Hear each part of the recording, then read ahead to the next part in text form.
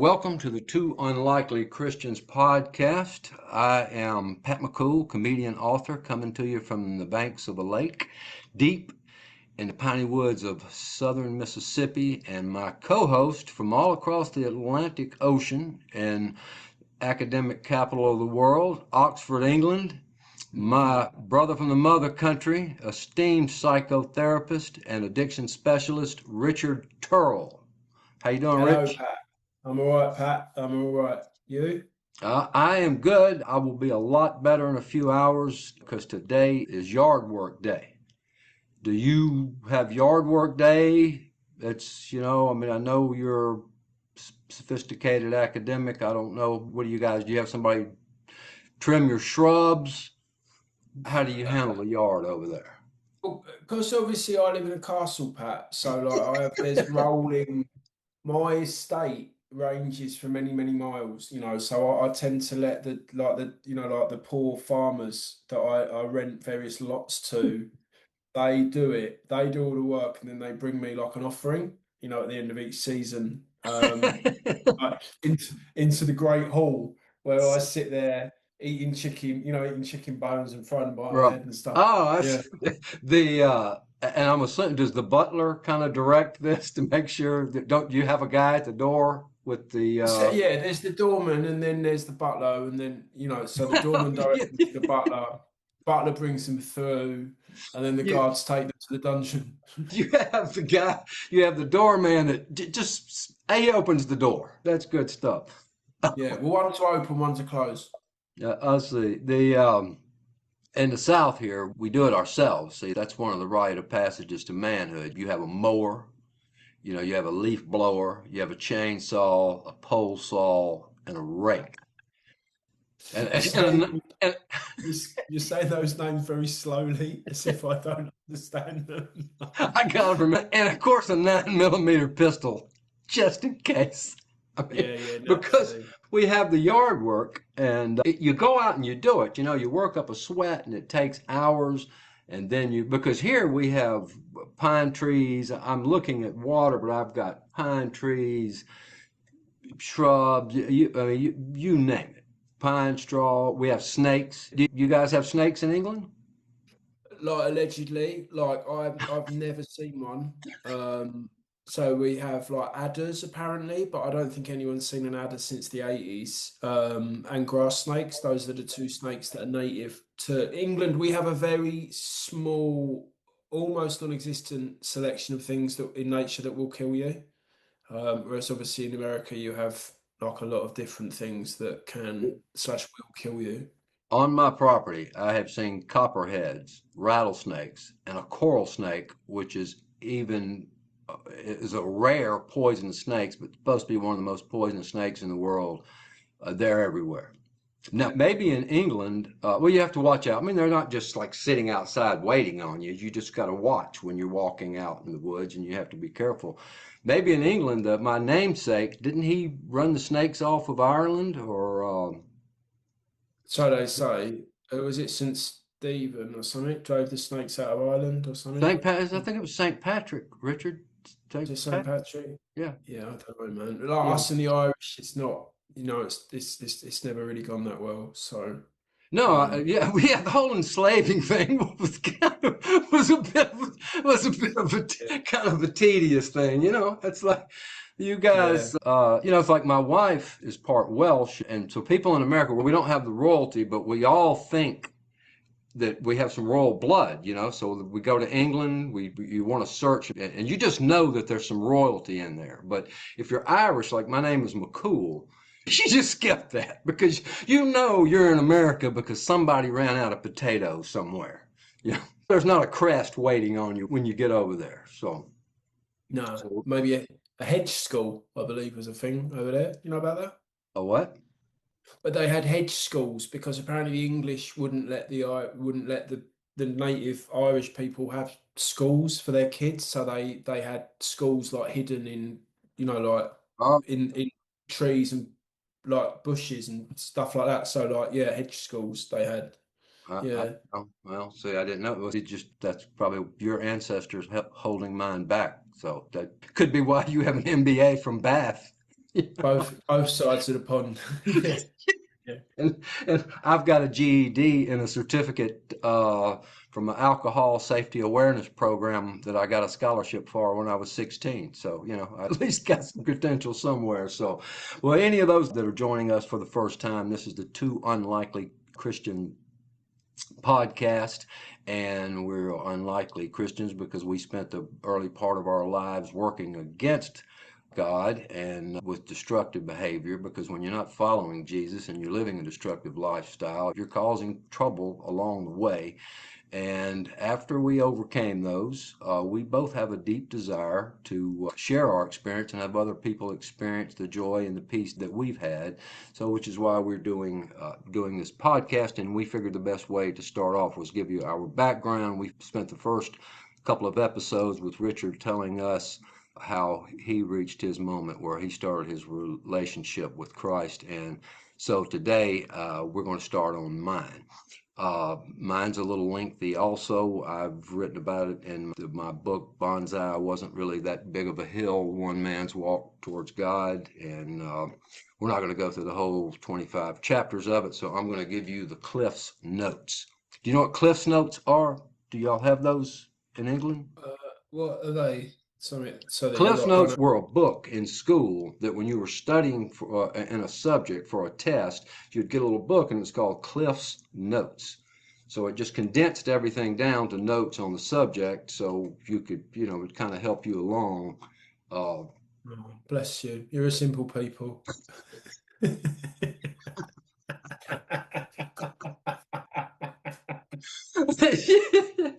yes, yes, we are, Rich. So speaking of school, we will start off I do not have Richard had a bit of a tougher childhood growing up with a dysfunctional family. I didn't have that. My father was a military officer. I was born at Fort Benning, Georgia, on a military base.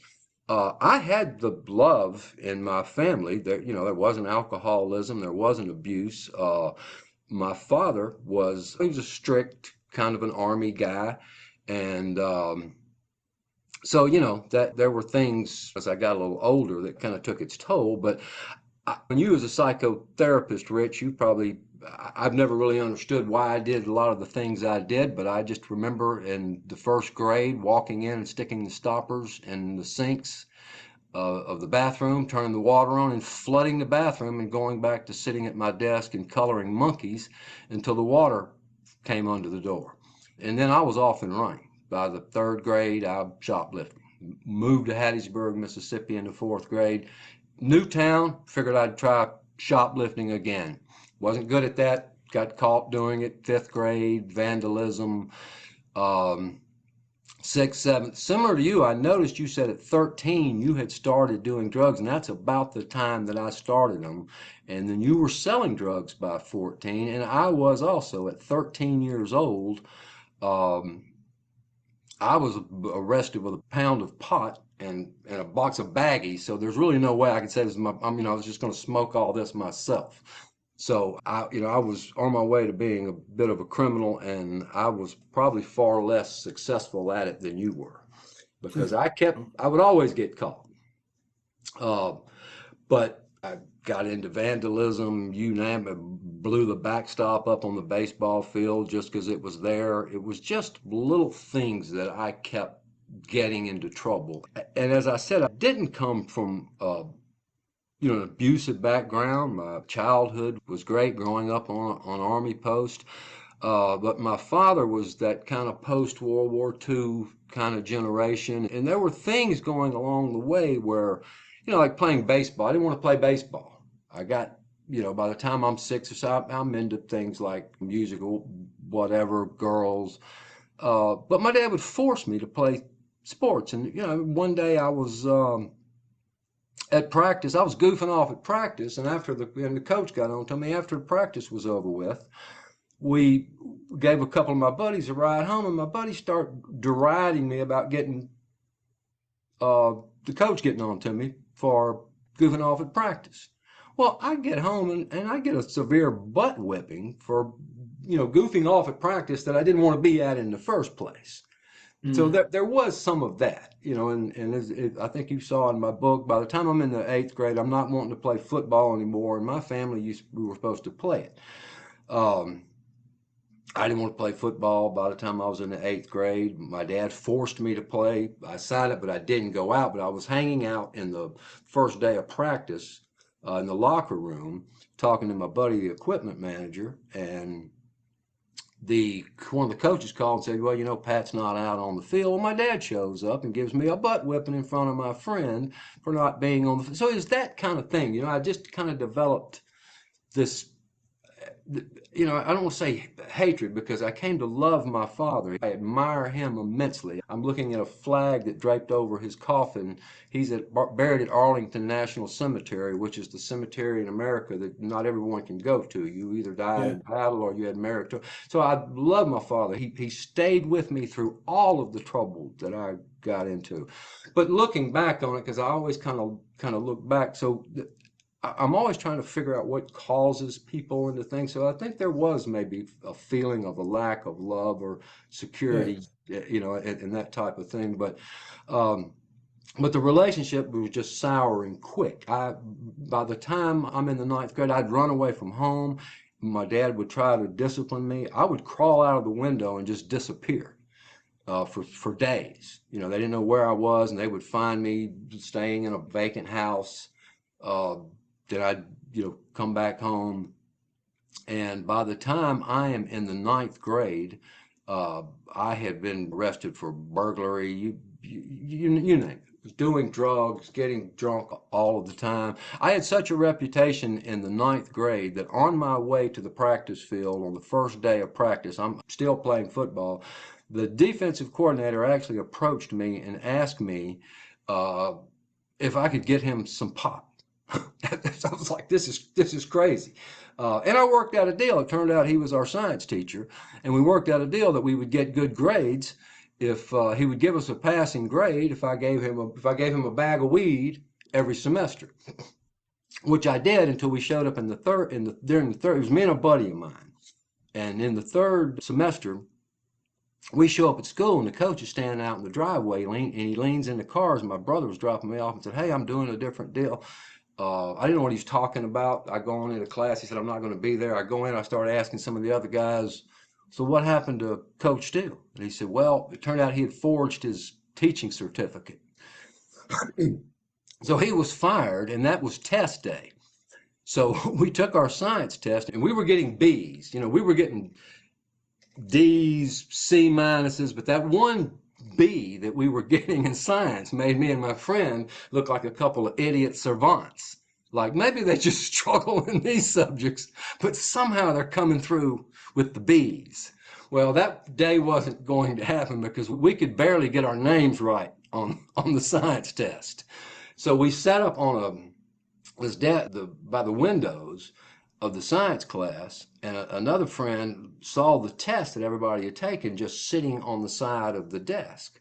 And he threw a lighter across to us, and we got the bright idea to set the test on fire because, hey, if we've burned the test, they can't see that we knew nothing about third semester science. Well, we threw one of those out of the window and there were weeds down there and the thing ignited and there were flames shooting 5 to 6 feet up in the air. So we effectively set the science class on fire in the ninth grade, and they promptly invited us to not come back to the Hattiesburg public school system. And we enrolled in a private school. About a week later, our parents enrolled us in there. My buddy showed up. His dad had given him a butt whipping for something. And we got the bright idea that, well, why don't we just skip all of this? Kiss is playing at the Superdome during Mardi Gras, and we're 14. So we haven't even been to Mardi Gras. So why not? So we walk out of the school and spend the night behind somebody's house, hitchhike to New Orleans, and we hang out on the streets there for a couple of days. We meet a couple of guys that are going to Los Angeles, and we decide we're going to go with them. Great plan. We didn't have a plan to start with. We might as well just keep doubling down on stupid. So we end up riding with these two nefarious characters. They were adults. We were both 14 years old. We realized we got a problem first when we're in Houston, Texas, and this guy runs into this elderly woman, runs a red light. Me and my buddy jump out to go check on the woman. He yells at us to get back in the car. We get back in the car. Long story short, ends up leaving this woman screaming and crying on the side of the road, and we drive off. Now we were wannabe thugs, but we weren't really the hardened criminals we thought we were. Then we get to this town a few hours later called Columbus, Texas. So we're 400 or 500 miles away from home, 14 years old, thinking we're striking out on our own. Well, that night we get highly inebriated. My buddy gets into a scrum with one of the guys. We wake up the next morning and they've taken all our money. We're stuck in Columbus, Texas. And we decided that we're going to kind of end our life on the road. We weren't quite ready for it, so we're going to go home. And we decided the best way to do it was to steal a car. Now, neither one of us had a driver's license and had ever driven a car day in our lives, but that wasn't going to stop us. So I go down the street, and there's a car behind the Dairy Queen with the keys in it. I jump in the car, fire it up, come around the corner, almost take out half the people sitting in the benches on, and it had like a gravel driveway. I go pick up my buddy, and he runs out and he's got a couple pillows. He thought, hey, we might need some pillows for the ride back. Let's put a little thought into the ride back. Well, 5 minutes later, we've pulled out on the interstate, and I get to see what the barrel of a 44 Magnum looks like from some Texas lawman with the hat. You've seen the movies, right? They wear them. Yeah, yeah, absolutely. Yeah, the guy's Yeah. got the hat. He's pointing the gun out of the window 4 feet from my head. And our Grand Theft Auto ended 5 minutes later. And we spent 2 weeks in this jail in Columbus, Texas, eating bologna sandwiches with a bunch of hardened criminals until our parents came and got us.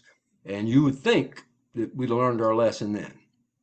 You'd have thought wrong because I was just getting started. I would continue with DUIs. I would continue with getting trouble. And my father, everyone in town called him the Colonel. They loved him. He was a really nice, jovial guy. And so every time I got into trouble, they would say, this is the Colonel's son. The Colonel will take care of it. They didn't realize the struggles that the Colonel was having because like I said, I would run away from home. And anyway, so I came back and continued to get in trouble, continued getting out of trouble, but it was drugs, it was DUI. And by the time I'm 18 years old, as you know, when you live that life, you're devoid of any kind of peace. You don't like yourself, you don't realize it, but there is no self-esteem. You start having no hope. And the drugs, I wasn't, as you said you weren't physically addicted to drugs. Uh, I, Well, no, I mean, I was a heroin addict, so I was definitely physically oh, so addicted. you were physically addicted. So Yeah, you yeah, had yeah, to for a go few through years. withdrawals and the things like this. But yeah, many Uh, times, many times. I was, we never had the heroin show up. Uh, in Hattiesburg, I lived in a small town, thank God.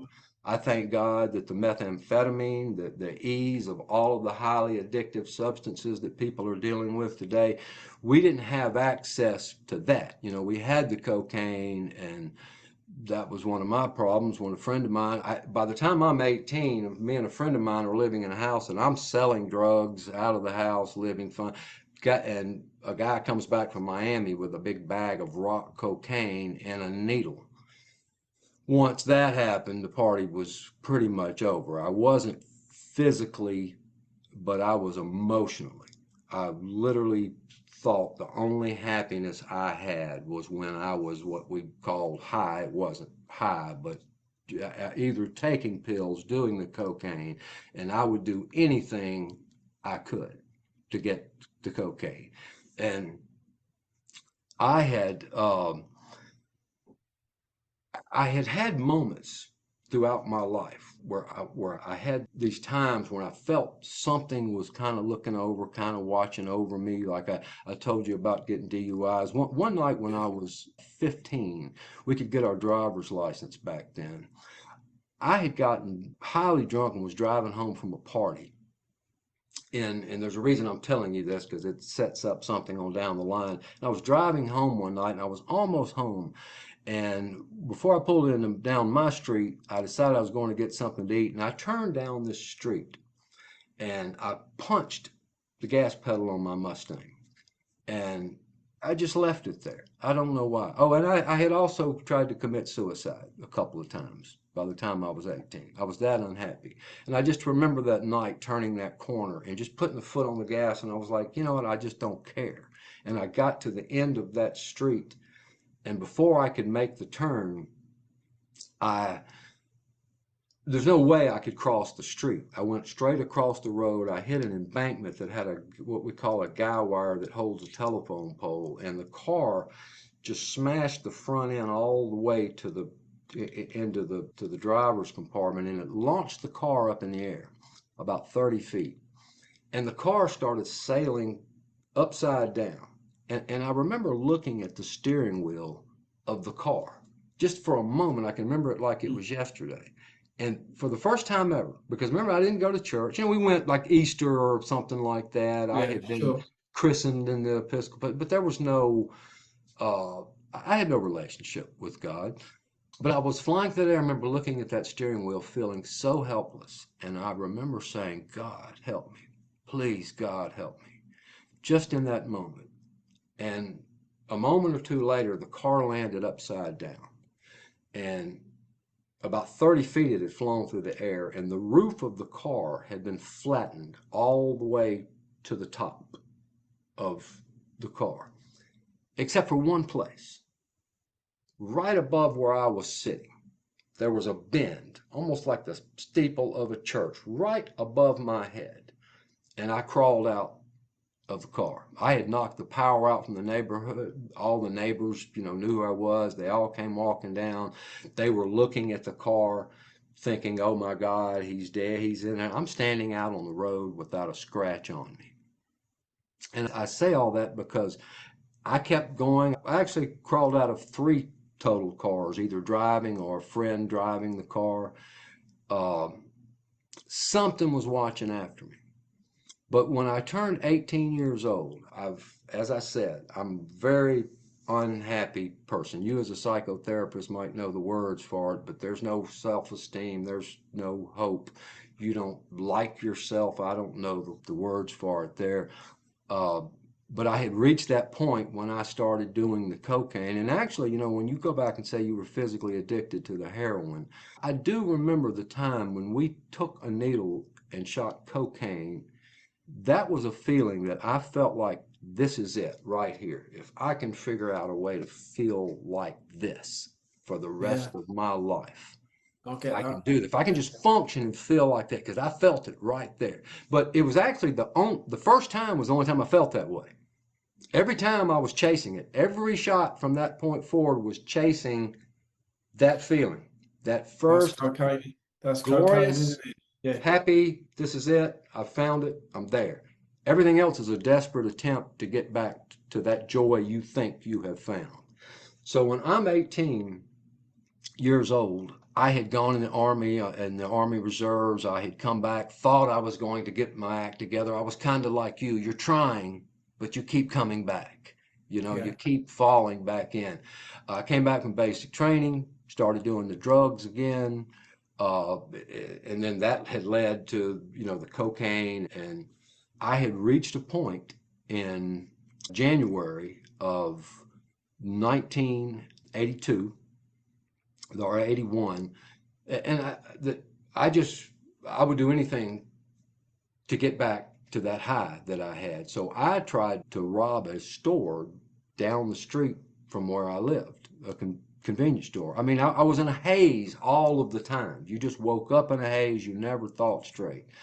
So I go to the store and I'm going to try to bluff my way. I wasn't a violent person. I was an extremely dangerous person because driving through town drunk and all of the things and using people along the way makes you quite dangerous. But I wasn't the guy that was going to go up and point a gun at somebody. But uh, I acted like I had one. I did the hey, I've got a gun. There was a woman standing behind the counter that almost had a heart attack. She started screaming and almost, I instantly regretted it. And then I instantly regretted it even more because behind the counter was the owner of the store who jumped up from behind the cash register, and he did have a weapon. And he points a gun at me and starts chasing me out of the store. I run out as fast as I can. This guy's right behind me. And he starts shooting. I heard the first gunshot go off. And I'm waiting for the impact. I'm thinking, I've done it. This is it. But I see a hole blow into a tree in front of me. I keep running. I don't feel an impact. I hear another shot. I see another hole in a tree. I keep going down a hill where I parked the car. He keeps shooting, and I get to the bottom of that hill, get in the car. I hear a bullet hit the car, a bullet hit the car right behind me, and I drove off. I got away for that moment, but they knew who it was. They, you know, by the time I got home that night, the sheriff's department was waiting for me. So I end up in this jail cell in Purvis, Mississippi, which ironically was not far from where you and I met. And I am sitting in this jail cell, and everything I had done has now come home to roost. I'm 18, so Dad can't just come get me out. I'm not just Mm. a juvenile. I Getting spend, serious. this is serious. So I'm sitting there. I'm in despair. I'm in tears. There is no hope left for me. And this elderly man, I don't know if he was a trustee. I don't know what the situation was, but this guy comes in and leans in. He hands me a small cup of coffee, asks me what I was there for, and I told him. And he handed me this little red book, and it was a Bible. And he said, "Well, I don't know how long you're going to be here. I don't know what your situation is, son." He said, "The answer to all your problems are in this book." And Hallelujah. and I took the book, though. I remember squeezing it. I was in such despair, I didn't even open it. But I said, "God, if you are real, I'm ready to find out." And there was a sincerity, and obviously I was at the end of my rope. So many people turn to God when they have nowhere else to go. But then again, He knows that, and He's waiting for you. Well, no angels blared. Jesus didn't walk in the cell, but something changed. I got bailed out the next day. It wasn't looking good because I heard the attorney tell my father, said, he's looking at some time. But there was something had changed at Mm. that moment. So I went back while I was waiting, and for my trial, I got a job, showed up at the job, actually. Would go home at night, wasn't going out partying. I started doing, just doing the right thing, doing things that I was supposed to do. And 12 months passed while I was waiting for the trial, and I had knowing that I was going to jail, knowing that I was going to spend some time in prison. I walked in the courtroom, and my attorney, I saw him come out of the back of the room with the judge, and he came out with another man. And they motioned me over to the side. And I walk in the room, and he looks at me and he said, "You are the luckiest client I've ever had." And I said, "What do you mean?" He said, "We got it." I said, "We got what?" He said, "We got probation." He said, "Here's the deal." He said, "You're going to walk out of this courtroom today. And if you stay out of trouble for 5 years, you'll never spend another day in jail. And they can wipe this from your record. But you mess up one more time, and you're going to spend 5 to 15 years in the state penitentiary." Wow. I dropped to my chair. I burst into tears. I couldn't believe it. I said, "How? How did this happen?" He said, "Well, it turned out that the guy whose store you tried to rob went to the judge, and he went to the district attorney and asked them to give you a second chance." And he Wow. said, "If I was you, I would go thank him and apologize." So I did that. I got an appointment with the guy. He owned some other businesses. I went to, had a meeting with him, walked in, and I told him what, I said, well, I thanked him profusely. I wanted to apologize to the woman. He said, the woman doesn't want anything to do with you. She's not happy that I've done this. I've understood, but I apologized to him, thanked him profusely for what he did. And then when I got up, Richard, I said, well, look, I want to thank you for one other thing. I said, I want to thank you. He said, what is that? I said, I want to thank you for not killing me that day. He said, what do you mean? I said, well, you didn't shoot at me. He said, you were obviously, I said, you were just shooting to scare me. I said, you were right behind me. So you were just, obviously just trying to scare me as I was running away. And he looked at me and leaned up and put his hands on his desk. And he said, I don't know what you're talking about. He said, because I was shooting right at you. I was so mad at you. He said, I did want to kill you that day. He said, but it was like the bullets were going right through you. And he said, I never seen anything like that. Wow, man, I've got goosebumps. And I went home. I got him at that moment. I went home and I told, so I went home and told my wife. He said, this is the craziest thing I've ever seen. And he said, that's what prompted me to go to the district attorney. And this is what prompted me to go to the judge, to tell them to give you a second chance, because somebody's looking after you and somebody has a purpose for you. And if I was you, I'd find out what it is. And I told him I would. And I remember walking outside and I got in my car and I looked at the steering wheel and I remembered that moment of flying through that air, asking God to help me. And I realized he had been with me all the time and had been watching over me. And it was at that moment that I decided that I was going to follow his path, which ended up leading me to giving my life to Jesus and the joy. And that was it. When I gave my life to Jesus, I was healed of all of it, and now I have turned into one of the happiest people on the planet. Unfortunately, we're running out of time again because Phoebe says that you have a meeting, but we can pick this up at our next meeting. But that was kind of my story up to that moment, right up to the moment that I had that time where I realized you've been with me all of this time, waiting for me to turn and realize that you were watching over me, just like he was watching over me, over you, waiting for you to reach that moment that Yeah, you did. absolutely, man. And It's beautiful, isn't it? And yeah, thanks for sharing that, Pat. Like, it's really, I really feel that. Yeah, it's moved me to tears, man. Like just that, like the beauty of that love, that care, that guidance, that moment. And it's those moments of desperation where we turn to him. yeah, And it's funny, like. When I was thinking about this, and it's like, and maybe we're not so unlikely as Christians, because actually, he came for people like us, yeah. man. He came, he came We're for yeah. the Yeah, not to broken. interrupt you, but we're about to end. But we are not unlikely, and we'll keep explaining that to others to hopefully others can share our path there. All right. Love you, man. I'll try to see you next week, and we'll pick up the next episode. All right, man. Lovely. Take care. Bye. God bless you, man. Bye All right. bye. God bless you. Take care.